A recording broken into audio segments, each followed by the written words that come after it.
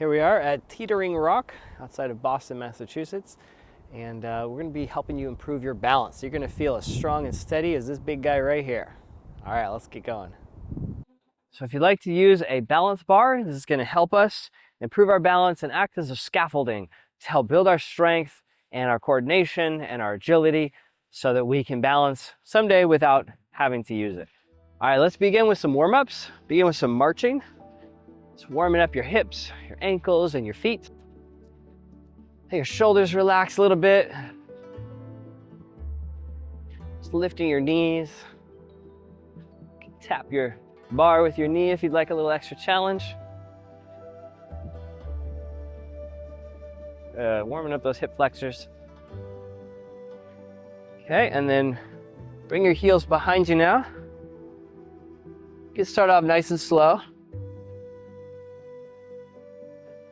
Just stretching your hips, keeping your upper body relaxed.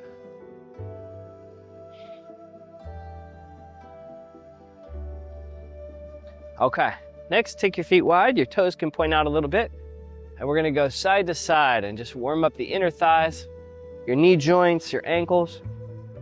Check that your knees are bending and pointing the same way your toes are pointing. That'll keep your knees feeling happy. Good. Stretching your inner thighs a little bit.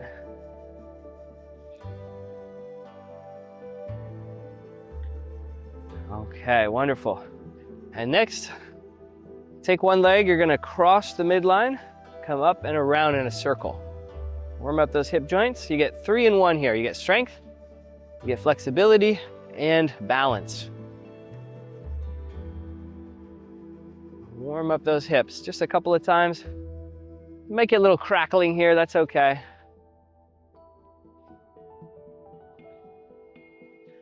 All right, same leg now, reverse directions.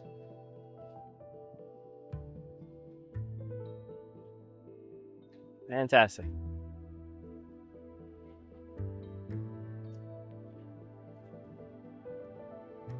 Okay, shake it off. Let's do the other side. Cross the midline, lift up. If you don't need the balance bar, you don't have to use it. You can just hold it or put it to the side. If you are using it though, make sure you don't over-rely on it. Don't just hang on for dear life.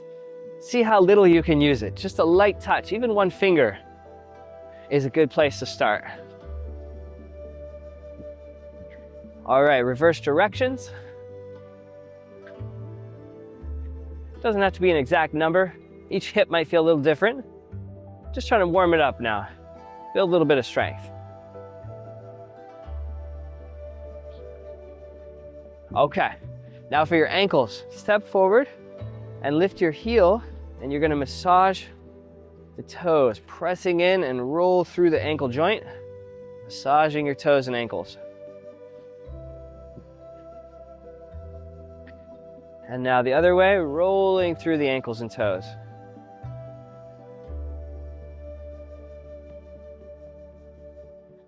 Wonderful. Let's switch sides. Step the other foot forward. Lift your heel and massage in a circle. Rotating those joints.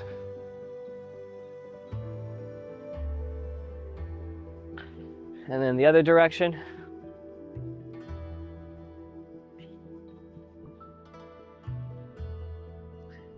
All right, give your legs a little shake. Next, we'll do some ankle pumps. So you're gonna bring your feet close together. They don't have to touch, but just close. And then you're gonna go up and down, lifting your heels up and lowering back down, up and down. They call this the second heart. So your calves, as you pump them, create a circulation just like your heart does. And it pumps the blood through your feet, through your ankles, gets the fluid moving. So very important to get our ankles pumping every day, whether that's walking or hiking or just doing your ankle pumps.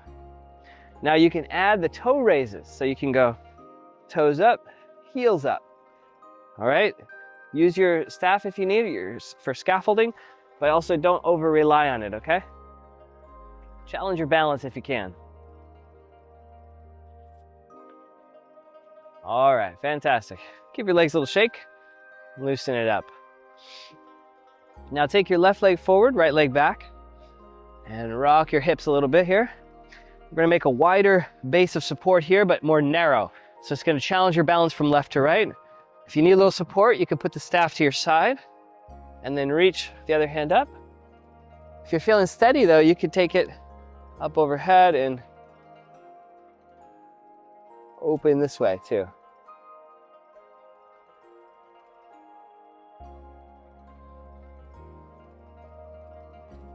Okay. Option here, if you're using a balance bar, you can do a pyramid. You straighten your front knee, press down, and then you fold over here. If you don't have a bar, you could use a tabletop or a counter or the back of your couch. Nice deep breathing. Bend your front knee and come back out. All right, let's do the other side. Step the other foot forward, rock your hips to warm it up. Building resilience and flexibility that you can use for the rest of your day. Now hold there. You can either reach one hand up, or if you're feeling steady, you can take both hands up. Comfortable breathing.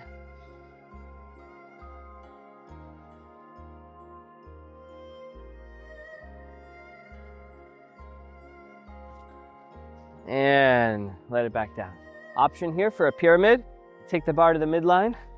You slowly straighten the front knee as you fold forward and you're pressing down through the bar to lengthen and strengthen your back. It's okay to keep a little bend in your front knee. You don't have to force it.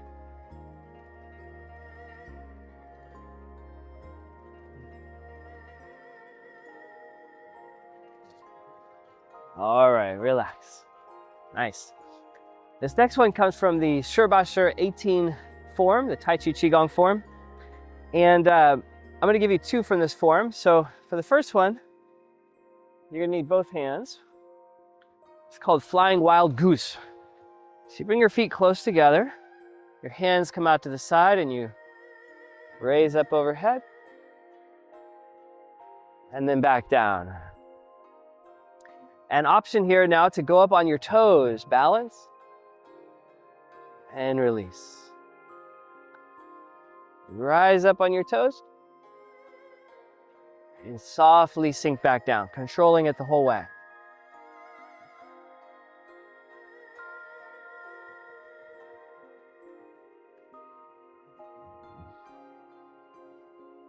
Imagine you have big wings helping you balance here.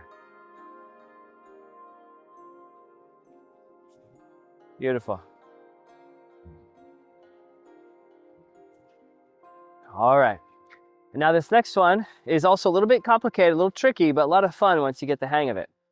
We'll start off with taking one hand and you pull in like you're pulling a string.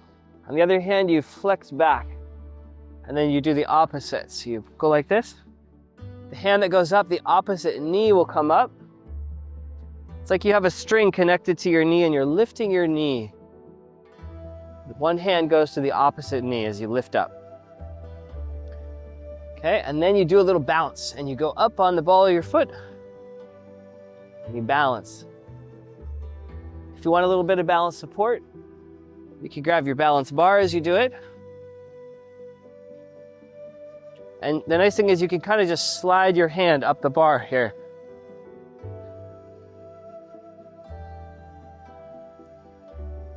Or you can challenge your balance by lifting it as well. It's there if you need it,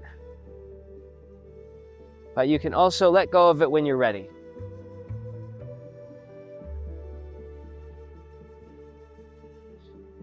All right, fantastic. Come back to solid ground here, and we'll finish with a non-visual balance practice. So you're going to stand with your eyes closed. So if you're worried about your balance, do it in front of a couch or a chair. Make sure you're doing this safely. Your feet come close together. Hands can either rest on your belly, or if you're a little concerned about your balance, you can keep them off to the side. That's okay too. And when you're ready, start to blink slowly. And then eventually close your eyes.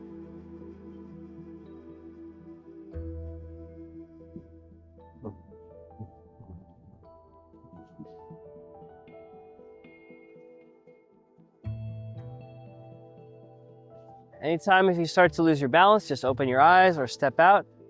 But practicing non-visual balance will develop the other parts of your balancing systems, like your proprioception and your inner ear. And you'll notice how much harder your strength and your reflexes have to work when you don't have your vision. This is important because often slips, trips, and falls happen at night, going to the bathroom in the middle of the night, or walking down the steps of a dark restaurant, or moving through a parking lot at night. When we don't have our vision to rely on, we have to pick up the slack with our other 4 senses, our strength, reflexes, proprioception, and inner ear. So practice non-visual balance every day, at least a minute, to build up this system as well.